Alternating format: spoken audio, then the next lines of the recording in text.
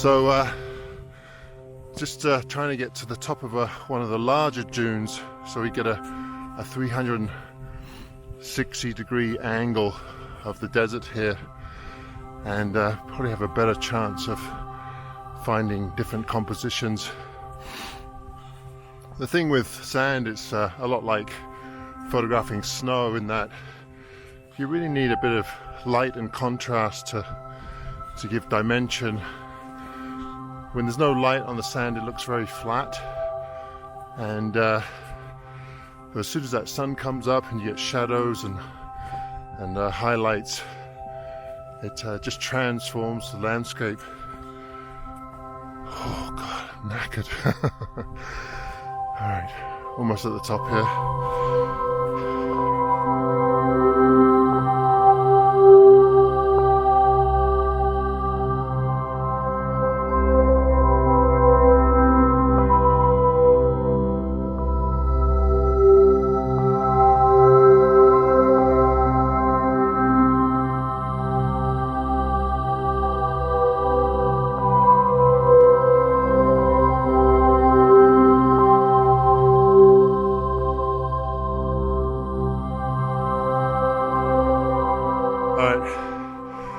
Made it to the top of the dune.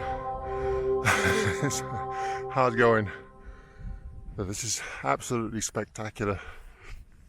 So I'm up here with Alistair and Kent, and then Tim is way down there, and then our camp is just down here somewhere. But the view there's no words for it, absolutely stunning. Problem with stuff like this, it's really hard to try and figure out where to start. So I think what I'm going to go for this morning is just intimate pattern shots where the shadows and the highlights meet, and you get those curves and textures in the sand. It's very tempting to take an image of the whole scene, and I might take a few later on. But I think for now I'm just going to concentrate on those intimate shots.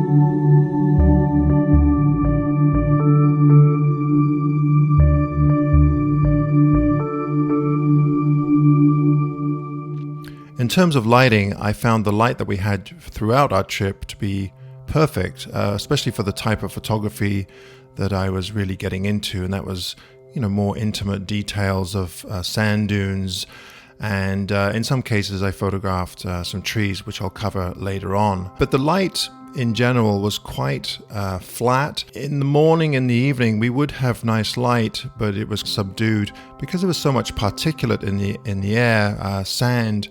you'd get a beautiful red sunrise. It reminded me of the sunrises that we were getting in British Columbia last year when we had all the forest fires. And then as the sun came up, you'd get this kind of soft, warm glow.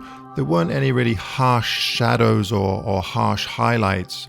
The light was soft, and as far as processing goes, I really did have to bring up the highlights in a lot of cases and accentuate the shadows to really add contrast. So as I show you these examples of my raw files and the finished product, they look quite different. Now, I don't necessarily have a problem with manipulating images, especially when it comes to adding contrast and highlights, dodging and burning and so forth, but they do look quite different. And because they're abstracts, it doesn't really matter to me because it's more of a personal interpretation rather than reality, if that kind of makes sense.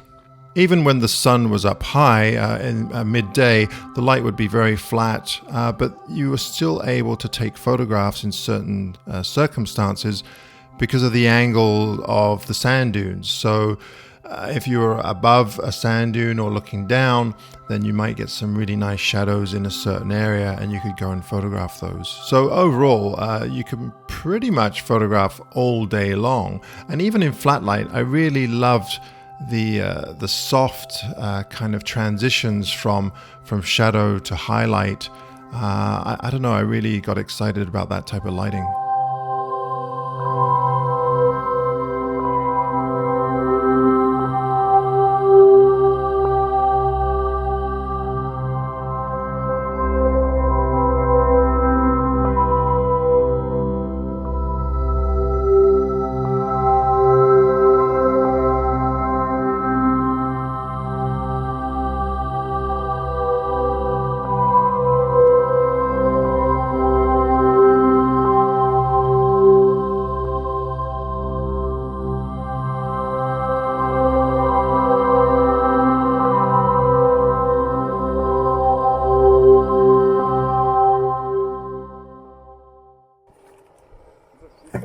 Professional egg peeler. Needed so much skill. You do it very well. Some are worse than others.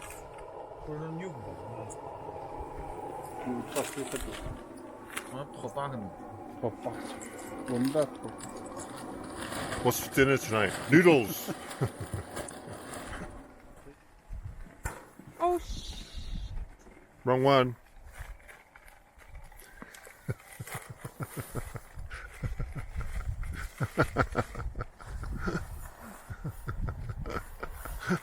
Clearly it was the wrong one.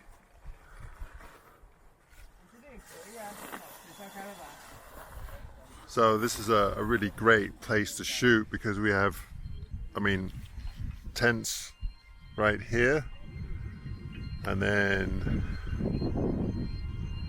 the landscape is right here. So couldn't get much better than that. Right now I'm just doing a time lapse. I'm going to try and see if I can get the shadows to move across the frame. And when I'm doing a time lapse like this, the first one I only did for 4-second intervals, but it wasn't long enough. So when you have shadows like this, you more or less have to go for 10 to 15 seconds per shot. So then that means, if you want like a 13-second clip, you're going to have to go for an hour or so. So anyway, I'm going for a shot every 10 seconds for 45 minutes. So we'll see how that works out. Right, dinner's ready. Noodles again.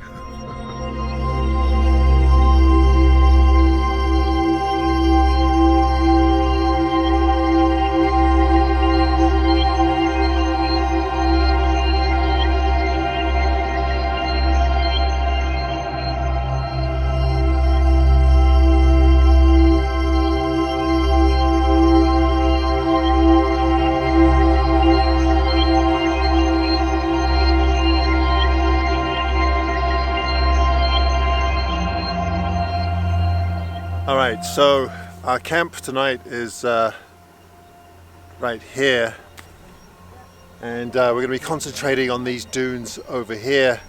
And this is absolutely spectacular. Finally found a really nice ridge line that leads into another ridge line way in the distance. Now the hardest part about this is I'm using quite a long focal length, so I'm going to have to focus stack this one to get everything in sharp focus from the very foreground to the background. Probably just need, you know, 3 shots maybe, one for the very foreground, midground, and then the background. But I think this composition is absolutely stellar. And the light right now is perfect, as is the temperature. As you can see, I'm not wearing my down parka right now, so yeah, it's really beautiful here right now. Just love the clean lines. It's just smooth as butter.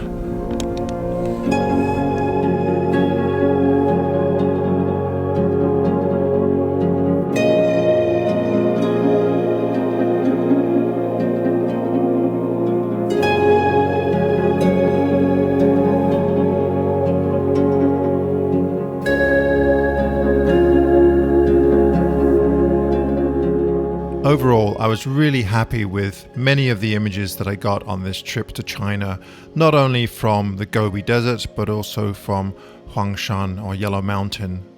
But I think there are definitely images that you know, you come away with that end up being your favorites, and I think this is fast becoming one of my favorites from the whole trip. I just love the lines in this image, the tones, the wonderfully smooth sand, and the lines just interplay with one another really well. And it was funny because pretty much everybody in the group took a shot or two of this more or less the same composition, but it's interesting to see how everybody processed them differently. Not only did I take this image, but I ended up walking about 100 or 200 feet away from here, and there was another beautiful ridge line. This image I'm not quite as fond of, but I still love all of the same qualities in this image that the other one has. Just the interplay with lines and the shadows and the shades and the tonality. Now I did have to do a little bit of Photoshop in this one. There was a lot of brush growing on the hillside in the background, and I decided just out of creative license to clone it out. I just liked the cleaner look of the whole image. So overall, both of these images I love very much, and I was really happy to come away with them.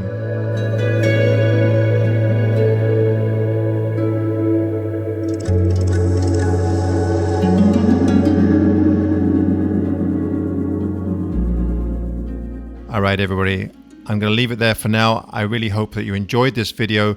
Please be sure to give me a thumbs up if you did.